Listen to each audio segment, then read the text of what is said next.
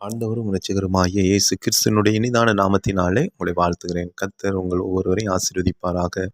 இன்றைய நாளிலும் ஆண்டவர் தொடர்ச்சியாக நமக்கு கற்றுக் கொடுக்கிற காரியத்தின் அடிப்படையிலே எல்லா சத்துருடைய கைக்கும் நான் தப்பு வைக்க வேண்டுமானால், தேவனால் தப்புவிக்கப்பட வேண்டுமானால் நாம் என்ன செய்ய வேண்டும் என்று சொல்லி 4வது காரியமாக ஆண்டவர் நம்மோடு கூட கற்றுக் கொடுக்கிற காரியத்தை நாம் இன்றைய நாளிலே தியானிக்கலாம்.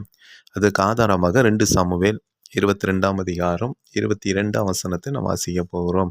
2 சாமுவேல் 22:22. கர்த்தருடைய வழியை காத்து கொண்டு வந்தேன், நான் என் தேவனுக்கு துரோகம் பண்ணினதில்லை. அதுக்கு அடுத்த வசனம் சொல்லுது, அவருடைய நியாயங்களை எல்லாம் எனக்கு முன்பாக நிறுத்தினேன், நான் அவருடைய பிரமாணங்களை விட்டு விலகாமல் அவர் முன்பாக மன உண்மையாயிருந்து என் துர்க்குணத்திற்கு என்னை விலக்கி காத்து கொண்டேன். இப்போ இந்த சத்தியத்தின் அடிப்படையை நாம் பார்க்கும் பொழுது அந்த 22 வசனம் சொல்லுகிறது, கர்த்தருடைய வழிகளை காத்து கொண்டு வந்தேன், நான் என் தேவனுக்கு துரோகம் பண்ணினதில்லை. 4வது காரியத்தில் எல்லா சத்துருடைய கைக்கும் நான் தப்ப வேண்டுமானால் முதல்ல நாம் தேவனுக்கு துரோகம் பண்ணக்கூடாது. நம்ம அடிக்கடி அநேகர் சொல்கிற வார்த்தை, நான் யாருக்கும் நான் துரோகம் பண்ணதில்லையா, எனக்கு ஏன் இப்படி நடக்கிறது, என் வாழ்க்கையில் ஏன் இவ்வளோ போராட்டம் வருது, நான் எல்லாருக்கும் நல்லது தானே செஞ்சுருக்கிறேன் சொல்லுகிறத வார்த்தையை நாம் கேட்டிருக்கிறோம். ஒன்று நாம் தெரிந்து கொள்ள வேண்டும். ஒருவேளை நாம் மற்ற மனுஷனுக்கு துரோகம் பண்ணாமலே இருந்திருக்கலாம். ஒருவேளை நம்மளை அறியாமலே நாம் தேவனுக்கு துரோகம் பண்ணியிருக்கிறோமா என்பதை நாம் கொஞ்சம் ஆராய்ந்து பார்க்க வேண்டும் என்று சொல்லி ஆண்டவர் இந்த நாளில் நம்மோடு கூட நினைவுபடுத்துகிறார். அதனால தான் இந்த தாவீது சொல்லுகிற வார்த்தை, எப்போதும் தேவனுக்கு நான் துரோகம் பண்ணலை. அப்போ நாம் ஆண்டவருக்கு துரோகம் பண்ணாத ஒரு வாழ்க்கை வாழும் பொழுதுதான் ஆண்டவர் என்ன செய்கிறார் என்று வேதத்தில் நம்ம வாசிக்கிறோம். அதே 2 சாமுவேல் 22ஆம் அதிகாரம் 49வது வசனம், அவரே என் சத்துருக்களுக்கு என்னை விலைக்கு விடுவிக்கிறவர், எனக்கு விரோதமாய் எழும்புகிறவர்கள் மேல் என்னை உயர்த்தி கொடுமையான மனுஷனுக்கு என்னை தப்புவிக்கிறேன். அப்போது நான் தேவனுக்கு துரோகம் பண்ணாமல் இருக்கும் பொழுது ஆண்டவர் நினைச்சாராம், என்னுடைய சத்துருக்களுக்கு என்னை விலைக்கு விடுவிக்கிறவராக இருக்கிறதை நாம் பார்க்க முடியும். அது மாத்திரமல்ல, அவர்தான் சத்துருக்களுக்கு நம்மை விலைக்கு காக்க முடியும். ஆகவே தான் நான் அவருக்கு துரோகம் பண்ணக்கூடாது. ஏன் தேவனுக்கு நான் துரோகம் பண்ணக்கூடாது என்று சொல்லி நம்ம கேட்போமானால், அவரால் தான் சத்துருவுக்கு விரோதமாக, நமக்கு எதிராய் செயல்பட சத்துருக்கு விரோதமாக செயல்பட முடியும். ஆகவே தான் நான் அவருக்கு விரோதமாக நான் என்ன செஞ்சிடக்கூடாது, தேவனுக்கு விரோதமாக நான் துரோகம் பண்ண கூடாது என்பதை இன்றைக்கி ஆண்டவர் தெளிவாக பேசுகிறார்.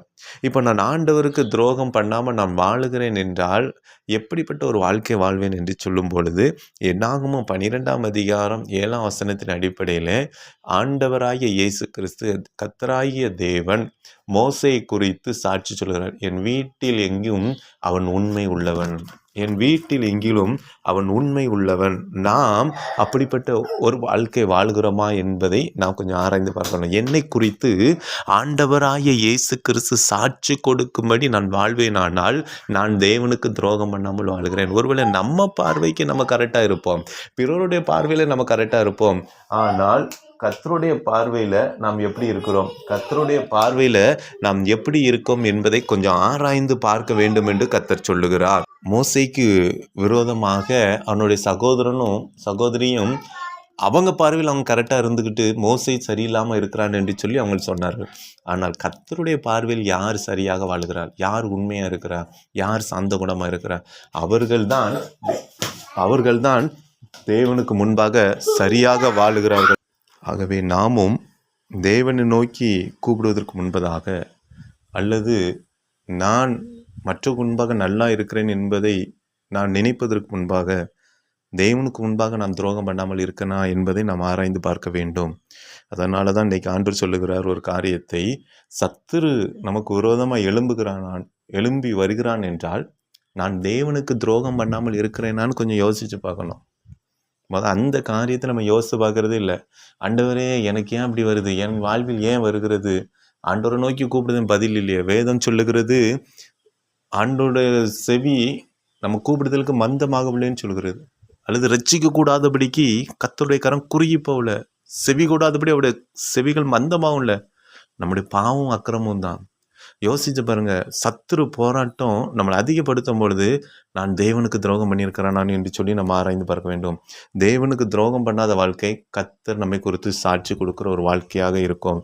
அப்படிப்பட்ட ஒரு வாழ்க்கை தான் நாம் வாழ வேண்டும் என்று சொல்லி ஆண்டவர் சொல்லுகிறார். அதிலே முக்கியமான ஒரு காரியத்தை நமக்கு ஆண்டவர் பேசும் பொழுது, 1 சாமுவேல் 12வது அதிகாரத்தில் ஒரு வாக்கியத்தை நம்ம வாசிக்கலாமா? 1 சாமுவேல் 12வது அதிகாரம் 24வது வசனத்தை நாம் பார்க்கும் பொழுது அதில் ஒரு வார்த்தை சொல்லப்படுது, நீங்கள் எப்படியும் கர்த்தருக்கு பயந்து உங்கள் முழு இருதயத்தோடு உண்மையாய் அவரை சேவிக்க கடவீர்கள். அவர் உங்களிடத்தில் எவ்வளவு மகிமையான காரியங்களை செய்தார் என்பதை சிந்தித்து பாருங்கள். நன்றாய் கவனிக்கணும். இதில் முக்கியமாய் ஒரு காரியத்தை ஆண்டவர் நம்மோட பேச விரும்புகிறார். இப்போ நான் தேவனுக்கு துரோகம் பண்ணாமல் இருக்கிறேன் என்றால், அல்லது நான் தேவனுக்கு துரோகம் பண்ணாமல் இருக்க வேண்டுமானால் ஒன்று நாம் செய்ய வேண்டும். நம்முடைய வாழ்வில் நினைவு கூற வேண்டிய ஒரு காரியத்தை ஆண்டவர் நேரத்திலையும் கூட நினைவுபடுத்துகிறார். என்னென்று சொன்னால், சத்துரு என்னுடைய வாழ்விலும் என் குடும்ப வாழ்விலும் வரக்கூடாது என்பதற்காக நான் துரோகம் பண்ணாமல் வாழ்வேன் என்று சொல்லி தீர்மானம் எடுக்கக்கூடாது. ஆண்டவர் இதுவரைக்கும் நம்முடைய வாழ்க்கையில் எத்தனையோ நன்மைகள் செய்திருக்கிறார்ல, அதான் அந்த வசனத்தில் நான் வாசிக்கும் போது, அதான் உங்களிடத்தில் எவ்வளவு மகிமையான காரியங்களை செய்தார் என்பதை சிந்தித்து பாருங்கள். இனி என் வாழ்க்கையில் சத்துரு போராட்டம் வரக்கூடாது என்பதற்காக நான் நன்மை செய்யக்கூடாது, அதுக்காண்டி நான் துரோகம் பண்ணாமல் வாழுவேன் என்று சொல்லி தீர்மானம் இருக்கக்கூடாது. இதுக்கு முன்பு இதுவரைக்கும் என்னை நடத்தினார் அல்லவா, இதுவரைக்கும் எத்தனையோ நன்மைகள் நம்முடைய வாழ்க்கையில் செய்திருக்கார் அல்லவா, அதை நினைத்து நாம் ஆண்டவருக்கு துரோகம் பண்ணாமல் வாழணும். நம்ம நன்மைக்காக என்று சொல்லி நாம் துரோகம் பண்ணாமல் வாழ்வோமானால் நன்மை கிடைத்தவனே விட்டு விடுவோம். நன்மை கிடைத்தவனே நம்ம ஆண்டவர் விட்டு விலகிடுவோம். ஆண்டவர் நல்லா, அதனால தான் இன்றைக்கு கற்றுக்கிடுவார். ஒரு வாலிபன் தன் வாழ்க்கையில் இருக்கிற நன்மை நம்ம என்னை விட்டு போய்விடக்கூடாது என்பதற்காகத்தான் வசனத்தை கை கொண்டான். ஆனால் ஆண்டவருக்காக ஒரு காரியத்தை செய்யணுங்கும் போது தேவன் அவர் ஒரு நன்மையை, அவருக்கு பிரியமான ஒரு நன்மையை செய்ய சொல்லும் பொழுது அந்த வாலிபனால அதை ஏற்றுக்கொள்ள மனதில்லை. இன்னைக்கு நாம் அதை முதல்ல நல்லா புரிஞ்சு கொள்ளணும். என் வாழ்க்கையில் நன்மை வேணுங்கிறதுக்காக நான் ஆண்டவருக்கு நான் துரோகம் பண்ணுவேன் என்று சொல்லி நான் வாழக்கூடாது.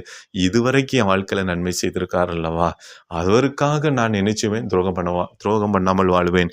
எனக்காக பரிசுத்த இரத்தத்தை சிந்தினார் அல்லவா, எனக்காக சிலுவையை ஏற்றுக்கொண்டார் அல்லவா, என்னை மீட்கிறதுக்காக அந்த பூமியில் இறங்கி வந்தார் அல்லவா, இவ்வளவு பெரிய தேவனுக்கு நான் எப்படி துரோகம் பண்ணுவேன் என்று சொல்லி நம்ம இனி அப்படிப்பட்ட ஒரு வேளை நம் தேவனுக்கு பிரியமில்லாத காரியத்தை செய்து ஆண்டவருக்கு துரோகம் பண்ணியிருப்போமானால் ஆண்டவர் இன்னைக்கு ஒப்புரவாக வேண்டும் என்று சொல்லி ஆண்டவர் விரும்புகிறார்.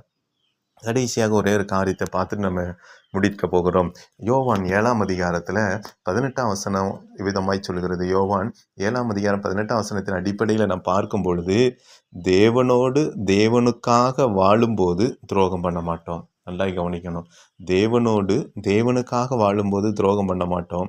நமக்காக எப்போ வாழுகிறோமோ, தேவனிடத்தில் வருவது எனக்காக என் குடும்பத்துக்காக வரோமோ, அப்படிப்பட்ட ஒரு வாழ்க்கை வாழும்போது நிச்சயமாக கர்த்தருக்கு நாம் துரோகம் பண்ண தான் செய்வோம். நிச்சயமாக நாம் கர்த்தருக்கு துரோகம் பண்ணுவோம். அதில் எந்த ஒரு மாற்று கருத்தும் இல்லை என்பதை இன்னைக்கு ஆண்டவர் நம்மோடு கூட பேசுகிறார். இன்னைக்கு அநேகருடைய வாழ்க்கை தனக்காக, தன் குடும்பத்துக்காக வாழ்கிறார்கள். அப்படிப்பட்ட ஒரு வாழ்க்கை வாழும் பொழுது தான் இந்த வாலிபன் தனக்கு என் குடும்பம், என்னுடைய சொத்து, என்னுடைய ஐஸ்வர்யம் வாழ்ந்ததுனால தான் அவன் முடிவில் ஆண்டவருக்கு துரோகம் தான் பண்ணினான். இன்றைக்கு நம்முடைய வாழ்க்கையிலையும் ஆண்டவர் இந்த நாளிலும் கற்றுக் கொடுக்கிற மிக முக்கியமான ஒரு சத்தியத்தை நாம் அறிந்து கொள்ள வேண்டும் என்று சொல்லி ஆண்டவர் விரும்புகிறார். அதில் நாம் அதிகமாய் கவனமாய் இருந்து தேவனுக்காய் வாழுகிற ஒரு வாழ்க்கை நாம் வாழ்வோம். தேவனுக்காய் வாழுகிற ஒரு வாழ்க்கை நாம் வாழ வேண்டும் என்று சொல்லி ஆண்டவர் சொல்கிறார். எப்பொழுது என்னுடைய நினைவு, என் செயல்கள் எல்லாமே தேவனுக்கு என்று ஓடுகிறோமோ, அப்பொழுது என் வாழ்க்கை துரோகம் பண்ணாத ஒரு வாழ்க்கையாக இருக்கும். அப்பொழுது ஒரு சத்துருவும் நம்முடைய வாழ்க்கையில் வராதபடிக்கு கர்த்தர் நம்மளை வேலி அடைத்து காத்து நடத்துவார். அந்த வார்த்தைக்கு நம்ம கீழ்ப்படிவோம். ஆகவே ஆண்டவர் சமூகத்தில் கற்றுக் கொடுத்தபடி நம்முடைய வாழ்க்கையில் சத்துரு போராட்டம், நம்முடைய வாழ்வில் வருகிற சத்துருடைய கிரியை அழிக்கப்படணும்னா நாம் தேவனுக்கு துரோகம் பண்ணாமல் இருக்கணும். அப்படிப்பட்ட ஒரு வாழ்க்கையை வாழ்ந்து தேவ கரத்திலிருந்து நன்மை பெற்றுக்கொள்வோம். கர்த்தர் இந்த வார்த்தைகளை ஆசீர்வதிப்பாராக. ஆமென், ஆமென்.